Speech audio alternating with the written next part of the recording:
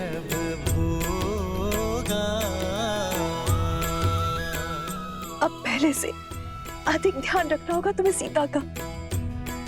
इस अवस्था में पत्नी का संबल और पति का साथ उसका प्रेम ही तो होता है। अहनिसी बीती ही मनावत रही, श्री रघुबीर चरण रति चाही। चलिए दीदी, अब पत्नी पति को समझाएगी उसे क्या सुविधाएं चाहिए। राम सिया राम सिया राम सिया राम, राम सिया राम सिया राम। राम सिया राम सिया राम सिया राम, राम सिया राम सिया राम।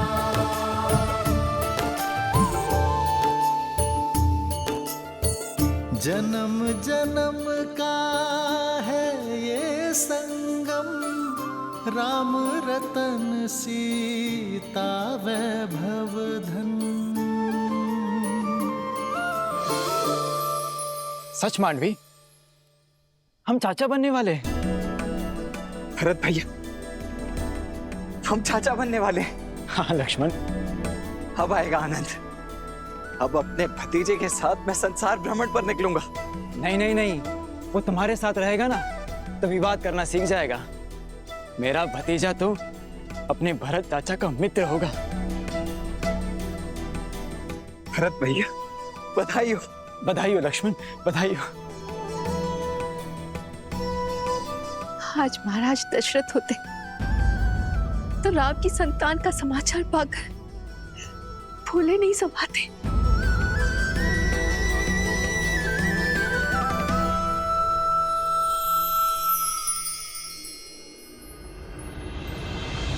सिया राम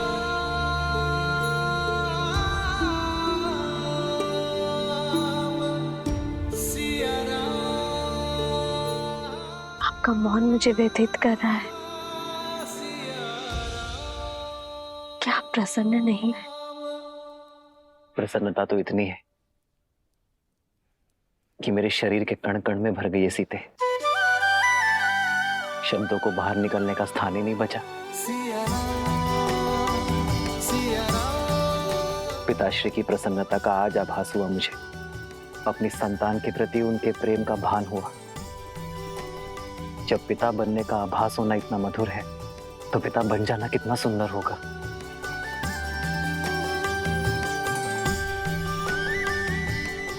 जीवन में सदा मेरा साथ और समर्पण दिया है तुमने सीते, किंतु आज उससे बड़ा उपहार देने के लिए तुम्हारा धन्यवाद।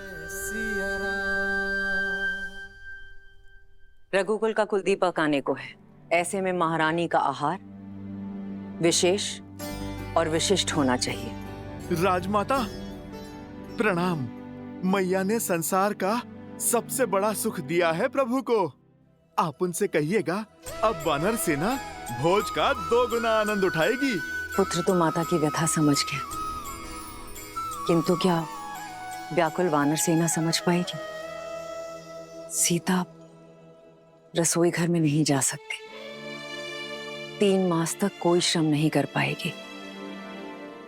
होने वाली संतान के लिए माता का विश्राम करना अति आवश्यक है।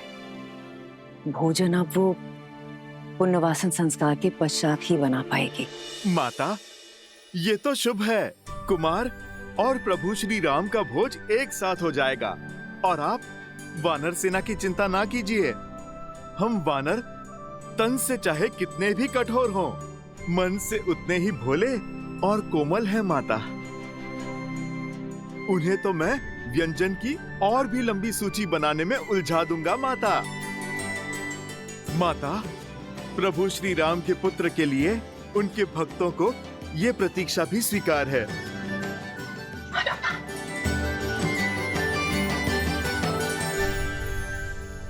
सीते, ये भेंट मेरे और तुम्हारे आने वाले प्रेम प्रतीक के लिए। अच्छा,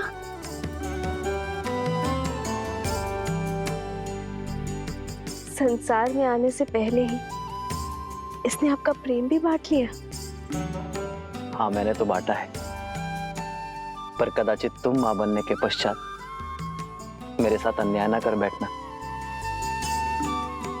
संतान को लेकर स्त्रियां कई बार अपने पति के साथ अन्याय कर बैठती।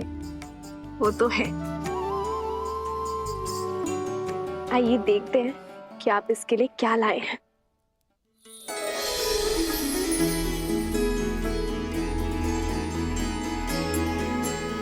वेद मंत्र के ताड़पत्र, बस? हाँ सीते, क्योंकि अपनी होने वाली संतान में धर्म के बीज बोना ही माता पिता का सबसे बड़ा कर्तव्य है। एक स्त्री को तो जीवन भर उपहार में वस्त्र और आभूषण मिलते हैं, किंतु गर्भावस्था में एक स्त्री के लिए उत्तम भोजन और ये पुस्तक ही सर्वश्रेष्ठ उपहार होता है। जागी चेतना केवल गर्भवती को ही नहीं, उसके गर्भ को भी धर्म के साथ जोड़ती है। आज जो संस्कार हम अपनी होने वाली संतान में डालेंगे, वही संस्कार इस समाज और इस संसार को उज्जवल बनाएंगे सीते। हमारी ये नई यात्रा आज आरंभ हो चुकी है। ये मंत्र और हमारी शिक्षा हमारी होने वाली संतान को उच्च आचरण देंगे। जो धर्म नारी को सर्वोपरि मानता है, उनका सम्मान करना सिखाएंगे। नारी माता, बहन, गृहिणी का सम्मान करना अति आवश्यक है सीते। उन पर अन्याय और अत्याचार करना महापाप है। इस विचार का प्रचार और प्रभाव केवल हमारी होने वाली संतान पर ही नहीं, संपूर्ण समाज पर होना चाहिए सीते। आज तक मुझे मिली हर भेंट से अधिक अनमोल आपका दिया ये उपहार है आर्य। इसे पाना मेरा सौभाग्य है और मैं वचन देती हूँ आप हमारी संतान सदा धर्म और न्याय का संस्कार पाएगी, नारी का सम्मान करेंगे और उसका प्रचार और प्रभाव समाज पर डालेगी। राम सिया राम जय जय राम, राम सिया राम जय जय राम।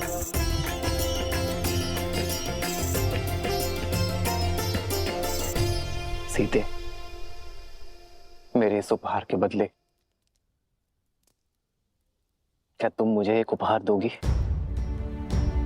कल जो प्रश्न तुम मुझसे पूछना चाहती थी, क्या उसका उत्तर सुन पाओगी? समय का खेल तो देखो सीते, जब माता ने हर क्षण मुझे तुम्हारे साथ रहने का आदेश दिया है, तभी मुझे तुम्हें छोड़कर जाना होगा। आप कहाँ जा रहे हैं आर्य? एक राजा का कर्तव्य निभाने, अपने राज्य के लिए युद्ध लड़ने।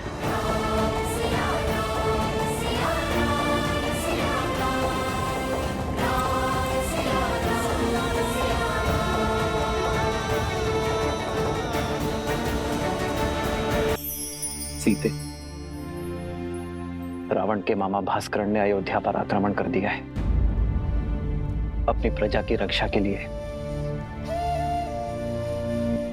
मुझे अस्त्र उठाना होगा। जिसके पास धर्म और न्याय की ढाल हो,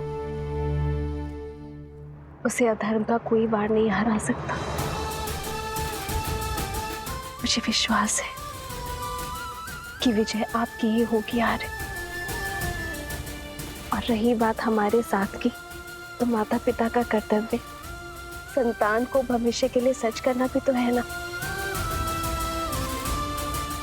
इसे धर्म और न्याय के जीते जागते उदाहरण से आपसे सीखना होगा कि ये राजा रामचंद्र का पुत्र है।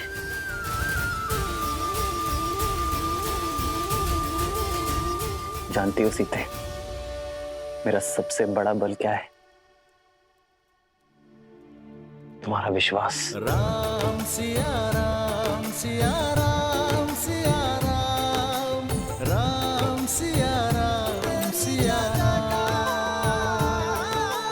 राम सिया राम सिया राम सिया राम, राम सिया राम सिया राम, करो, अयोध्या के नए युवराज आने को हैं।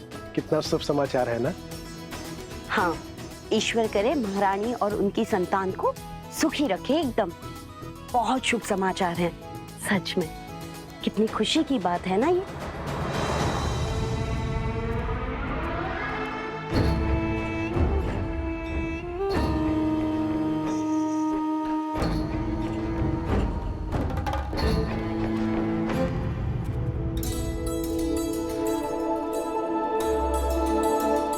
लीजिए भैया, आप भी लड्डू खाइए।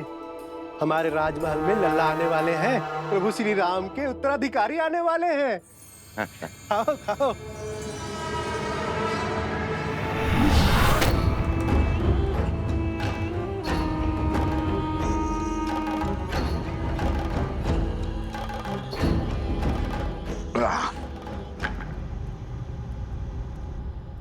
भैया, क्या ये सत्य है? श्री राम की संतान होने वाली है? हाँ हाँ, सुना नहीं? सारे अयोध्या में लड्डू बट रहे हैं। चलो अच्छा है। जो 14 वर्ष में नहीं हुआ वो अब हमारे कानों को सुनने को मिल रहा है। क्या क्या कहना चाहते हो? क्षमा करना भैया, वो क्या है ना कि 14 वर्ष से कोई शुभ समाचार मिला नहीं और अचानक से वनवास से लौटते ही ये संतान की खबर। लड्डू खाओ, लड्डू खाओ।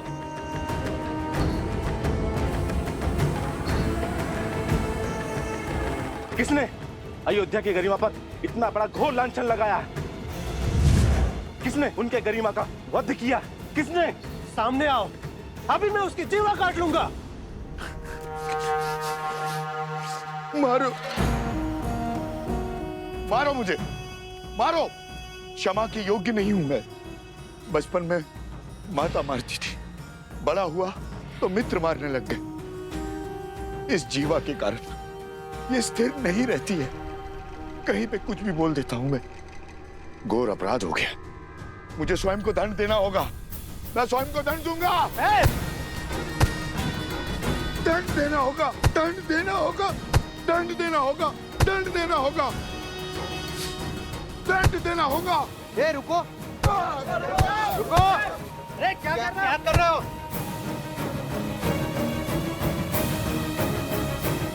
श्री राम और अयोध्या से प्रेम ही इतना है, सुख के समय पे भी तर्क खोजने लग गया, जो बात मेरे दिल को कचोटती है।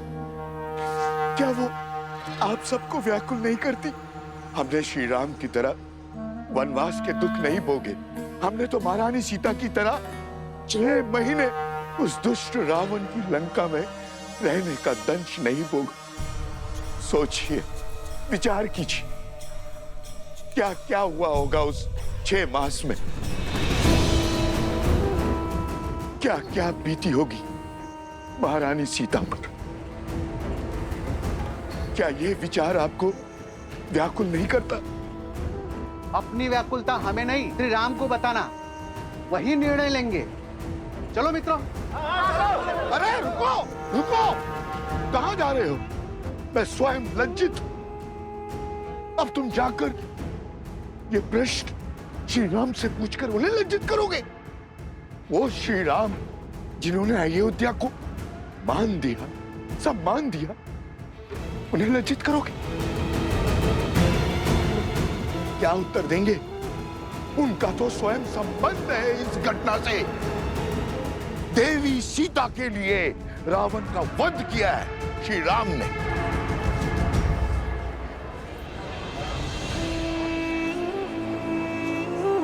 हाँ, यदि शंका है तो किसी धर्मात्मा विद्वान से पूछते हैं। तो फिर मंदिर के पुजारी जी के पास चलते हैं, वो विद्वान भी है और धर्मात्मा भी, वही इसका उचित समाधान देंगे। ये उचित? बिल्कुल। हाँ। क्यों भाइयों? बिल्कुल हाँ, सही हाँ। बोल।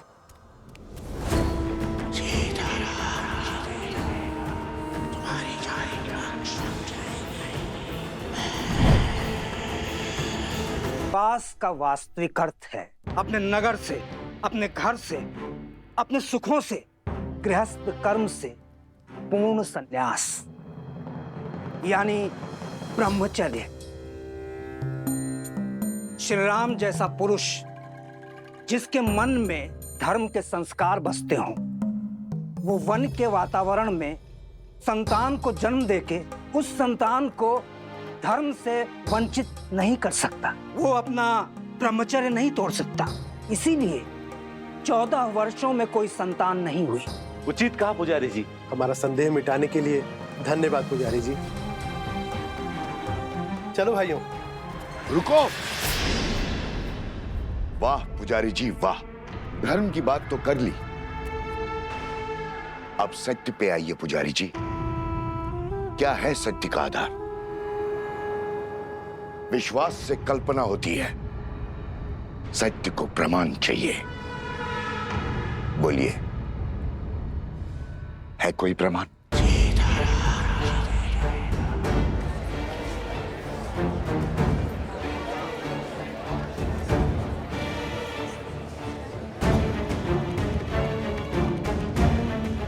क्या हुआ पुजारी जी? सत्य की आंधी ने विश्वास का आवरण उड़ा दिया। अरे अभी समय ही कितना हुआ है वनवास से वापस लौटे हुए। एक ने कही, दूजे ने मानी, बस वही दो ज्ञानी।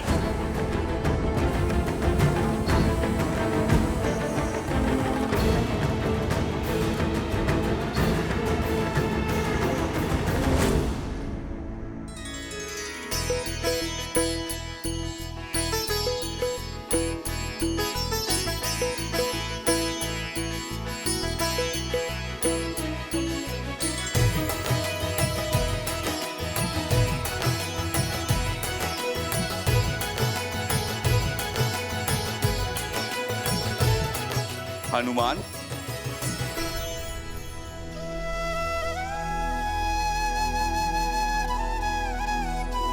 वाह हनुमान, तुमने स्वयं के साथ साथ बाकी सबको भी व्यस्त करके रखा हुआ। प्रभु श्री राम युद्ध के लिए प्रस्थान करेंगे अब। अच्छा है महाराज, मेरा तो बैठे बैठे ये शरीर ही अकड़ गया था। परंतु हनुमान, इस युद्ध में वानर सेना भाग नहीं ले सकती, ये स्वयं श्री राम ने कहा है। आप निश्चिंत रहिए महाराज, मेरे होते वानर वीरों की कमी खलेगी नहीं प्रभु को। हनुमान, तुम समझ नहीं रहे हो। महाराज, मैं तो सब समझ रहा हूँ। बंधन में तो वानर सेना है, प्रभु राम का ये सेवक हनुमान नहीं।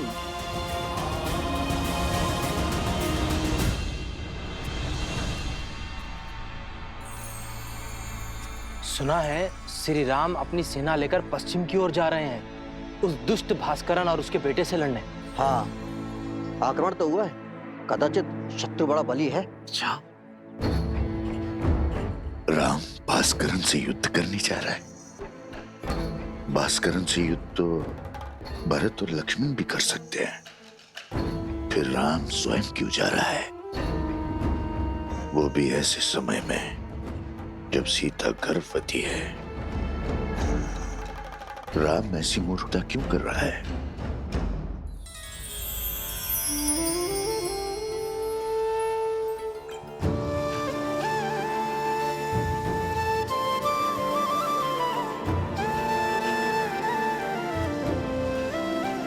बैठो सीता। देखो, हमने अपने हाथों से तुम्हारे लिए भोजन बनाया है, खाओ। इतना सब?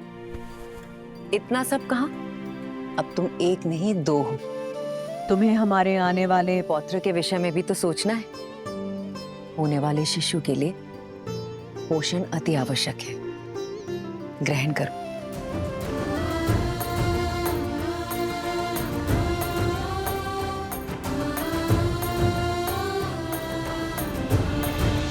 अभी मुझे तुम्हें छोड़कर जाना होगा। रावण के मामा भास्करन ने अयोध्या पर आक्रमण कर दिया है। अपनी प्रजा की रक्षा के लिए मुझे अस्त्र उठाना होगा।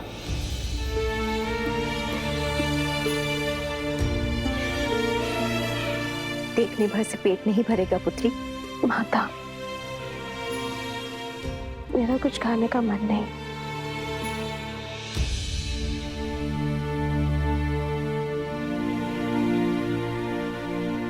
होता है, गर्भावस्था में ऐसा होता है। कभी मन करता है कि खूब सारा भोजन खा लो, और कभी व्यंजन देखते ही मन विरक्त हो उठता है। किंतु पुत्री, भोजन तो खाना ही पड़ेगा। गर्भावस्था में माता को अधिक ऊर्जा की आवश्यकता होती है। खा ले पुत्री। जितना मन भाए उतना खाओ। ये लो। नहीं माँ, मन नहीं है। दीदी, होने वाली संतान तो अभी से राम के गुण दिखा रही है। स्मरण है आपको, जब राम छोटा था तो कितनी हट किया करता था, ये भोजन खाना है, वो व्यंजन नहीं करना।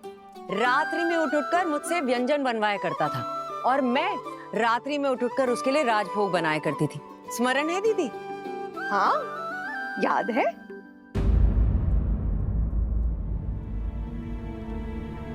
क्या हुआ सीता? मुस्कान होठों पर आई पर गालों तक नहीं पहुंची। क्या हुआ है पुत्री? महारानी की जय हो। महाराज युद्ध के लिए प्रस्थान करने के लिए सच है।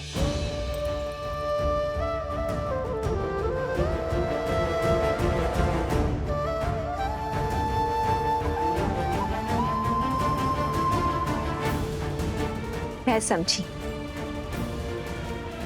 क्यों अनबनी हो तुम। ऐसी दशा में कोई स्त्री नहीं चाहेगी कि उसका पति उससे दूर जाए, पर अभ्यास करना होगा। एक राजा का कर्तव्य है कि संकट में उसकी प्रजा की रक्षा करना, और एक रानी का आभूषण है उसका साहस। अब जाओ, राम को रघुकुल रानी की भांति विदा करो। जाओ।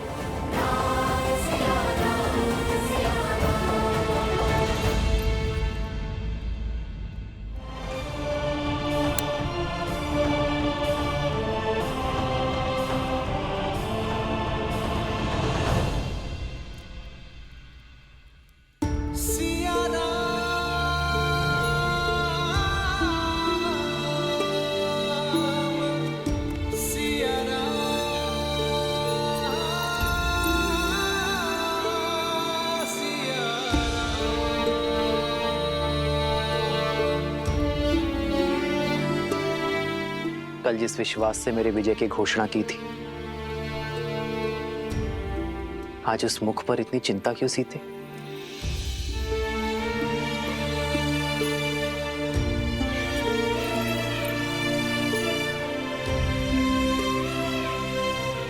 चौदह वर्षों तक आपका साहस, शौर्य और क्षमता देखने के बाद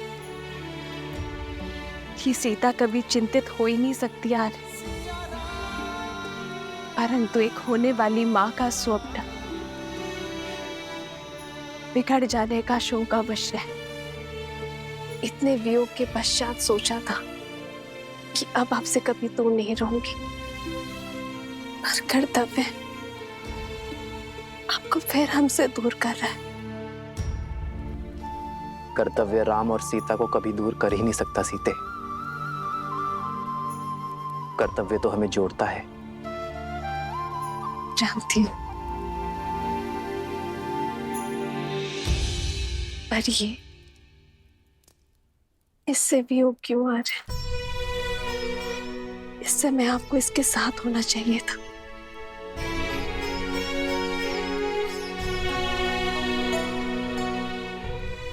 सत्य कहते हैं सब। माता बड़ी स्वार्थी होती है। युद्ध पर मैं जा रहा हूं।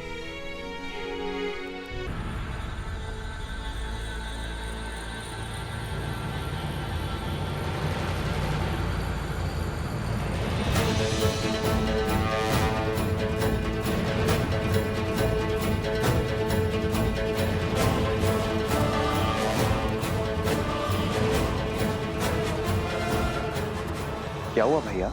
सैनिकों के चुनाव में मुझसे कोई भूल हुई?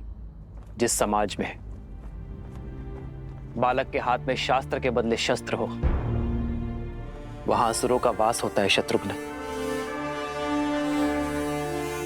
जीवन भर राष्ट्र सेवा का भार उठाने वाले वृद्ध समाज सेवा पाने के अधिकारी हैं, और जो युवा अभी अभी विवाह के बंधन में बंधे हैं वो भी युद्ध में जाने के योग्य नहीं है।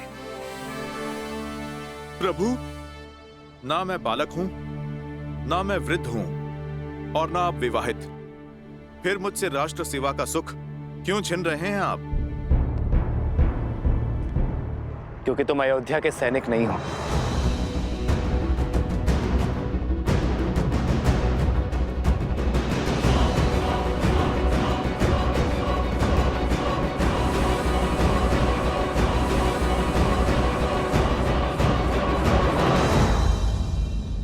क्यों हनुमान?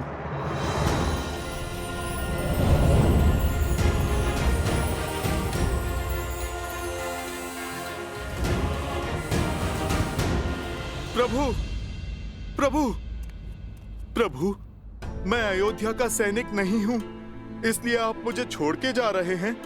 फिर आपने लक्ष्मण भैया को साथ जाने का अवसर क्यों दिया? क्योंकि लक्ष्मण अयोध्या का राजपुत्र है हनुमान, और राज्य सेवक भी। उसका कर्तव्य उसे इस युद्ध के योग्य बनाता है। मेरे वानर वीर तो यहाँ अतिथि हैं। लक्ष्मण भैया राज सेवक हैं तो जा सकते हैं, और मैं तो स्वयं राजा राम का सेवक हूं प्रभु, उसका क्या?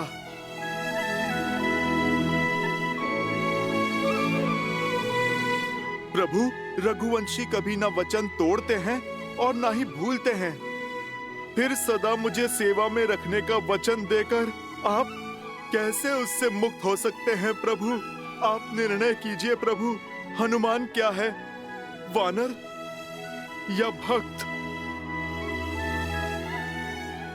तुम मम प्रिय भरत ही सम भाई कह के गले लगाया आपने, और अब आप प्रभु अतिथि कहकर दूर कर रहे हैं।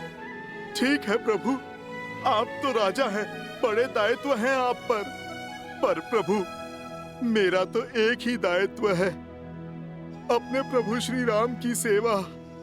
नहीं प्रभु, मैं उससे विमुख नहीं हो सकता। प्रभु, मैं आपके बिना जी नहीं पाऊंगा, नहीं जी पाऊंगा आपके बिना प्रभु। प्रभु, प्रभु आप मान जाइए ना, प्रभु आप ले चलिए ना मुझे अपने साथ प्रभु। प्रभु आप मान जाइए प्रभु, ले चलिए ना मुझे अपने साथ प्रभु। हनुमान उठो।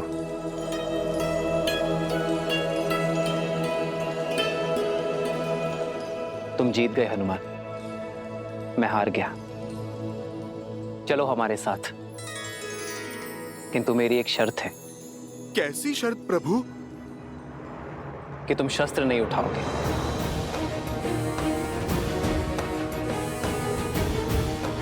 तुम्हारी हट मेरे साथ चलने की थी, वो पूरी हुई, किंतु युद्ध में चाहे जैसी भी स्थिति हो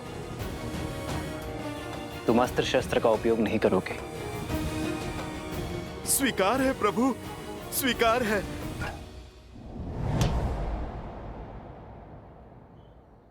आओ हनुमान।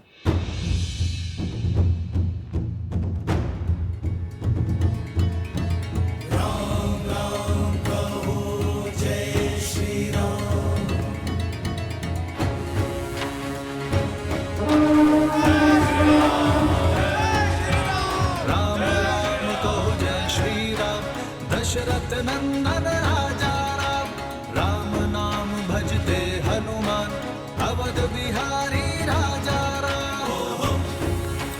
जय श्री राम, जय श्री राम, जय श्री राम, जय श्री राम, जय श्री राम, जय श्री राम, जय श्री राम। राम सत्य में युद्ध पर स्वयं छा रहा है। जय श्री राम।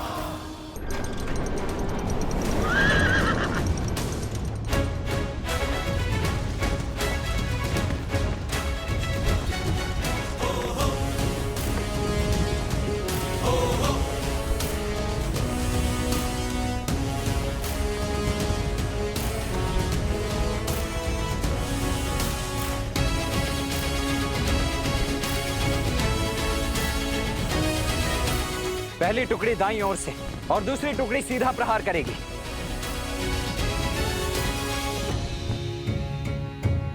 सारथी, रोको।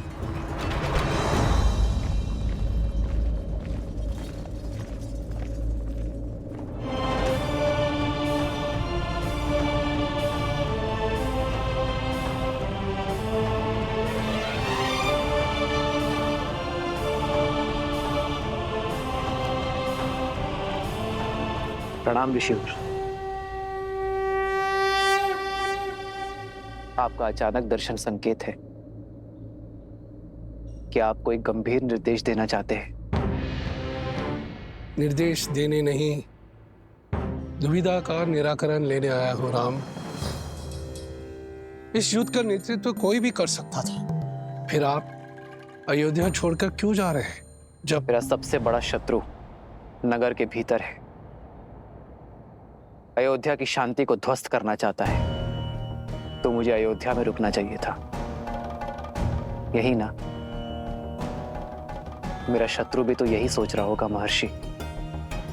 उसे परास्त करने के लिए ही मैं अयोध्या से बाहर आया हूं। उसका बैर मुझसे है, क्रोध मुझसे है, और जब मैं अयोध्या के बाहर आ गया तो वो भी मेरे पीछे अवश्य आएगा। मैं भास्करण से युद्ध करने जा रहा हूं महर्षि।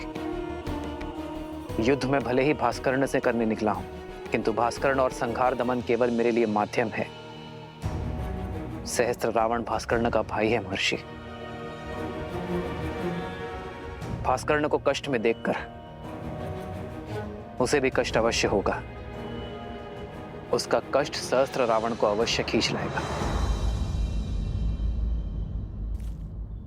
आपके शौर्य पर संदेह नहीं है श्री राम। भय है आपके वास्तविक शत्रु सहस्त्रमुख रावण का, जो अपने अनंत मुखों से अनंत असत्य बोलता रहता है, और बार बार असत्य बोलते रहने से असत्य भी सत्य प्रतीत होने लगता है। उसमें आप ही की सेना को आपके विरुद्ध कर देने का सामर्थ्य है।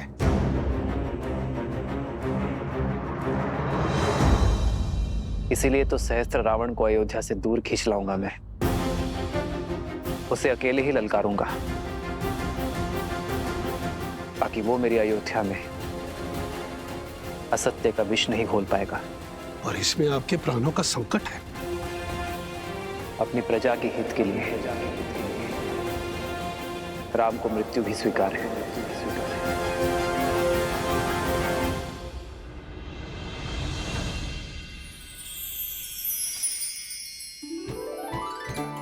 स्मरण है दीदी, माता स्वयं अपने हाथों से तिलकूट बनाया करती थी, और हम रसोई घर की ओर देखा करते थे कि कब तिलकुट बनकर तैयार हो जाएगा।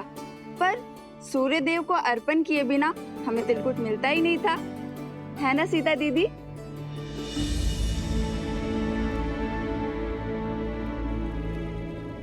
कहाँ खो गई दीदी?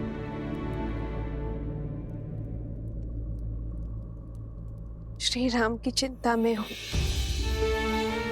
मैं जानती हूँ कि लक्ष्मण भैया और हनुमान उनके साथ हैं, किंतु मन है कि मानने को सजी नहीं है। दीदी, ये शुभ दिन हर अशुभ विचार नष्ट कर देगा। आज मकर संक्रांति है। उत्तरायण के दिन सूर्यदेव उत्तर की यात्रा को प्रारंभ करते हैं। पवन ऊर्जा चरम पे होगी। देखिएगा, श्री राम की विजय अवश्य होगी। दीदी, चिंता छोड़ दीजिए और चलिए हम चलकर सूर्य देव से प्रार्थना करते हैं, सब शुभ होगा। आइए।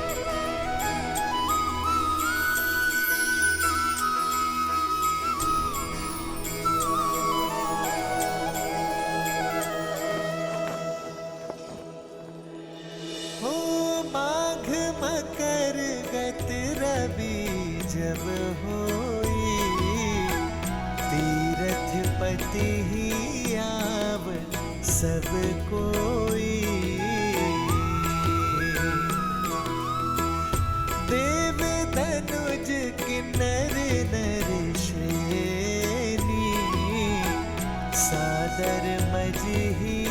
सकल त्रिवेणी।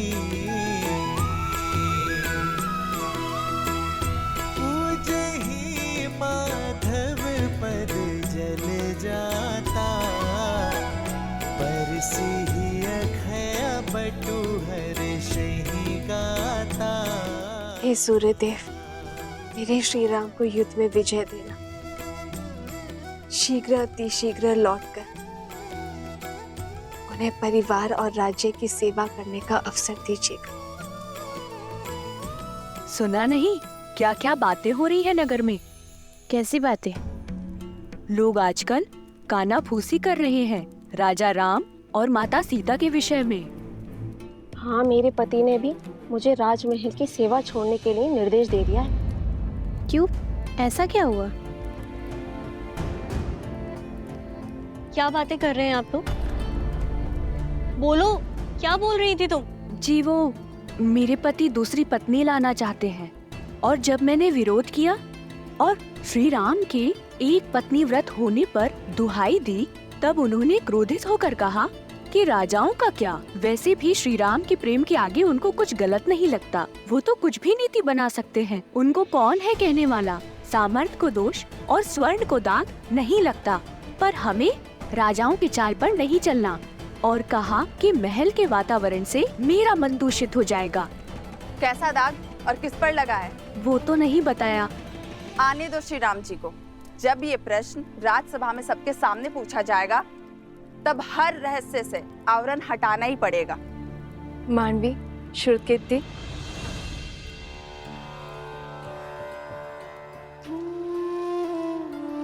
राजभवन में जाके माताओं को प्रसाद नहीं देना।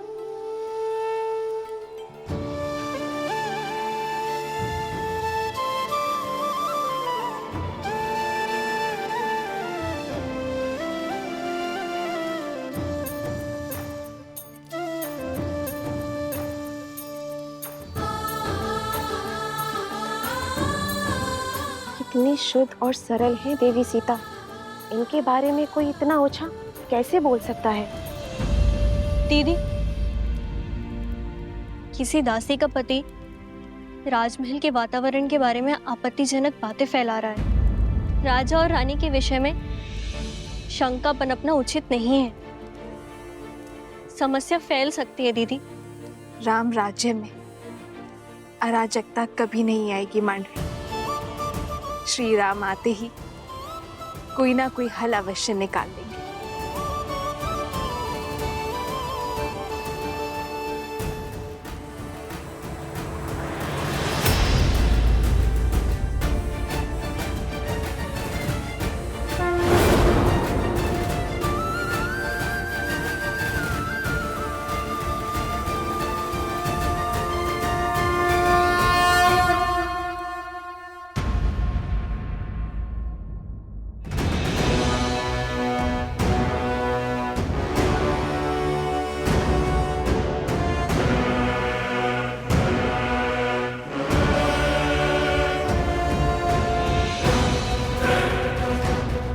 भास्करण, आक्रमण से पूर्व अवसर दे रहा हूं। अपने आतंक का अंत करो और लौट जाओ। अभी तक तो आतंक का आरंभ भी नहीं हुआ है राम। और जहां तक रही अंत की बात, यदि मैं समय रहते लंका पहुंच गया होता तो युद्ध का अंत कुछ और ही होता। वही तुम्हारे रक्त से सागर को रंग देता। जो काम तब न हुआ वो अब होगा। इस रणभूमि में मैं तुम्हारा वध करके रावण के मृत्यु का प्रतिशोध लूंगा, और तब होगा न्याय। प्रतिशोध से न्याय नहीं मिलता भास्कर्ण। प्रतिशोध केवल स्वयं को जलाता है। लौट जा। स्वयं के बल पर बड़ा अभिमान है ना तुम्हें राम। समाप्त होगा तुम भी और तुम्हारा अभिमान भी। घातकरण का तेज और संघर दमन का दमन तुम्हें सेना समेत ध्वस्त कर देंगे।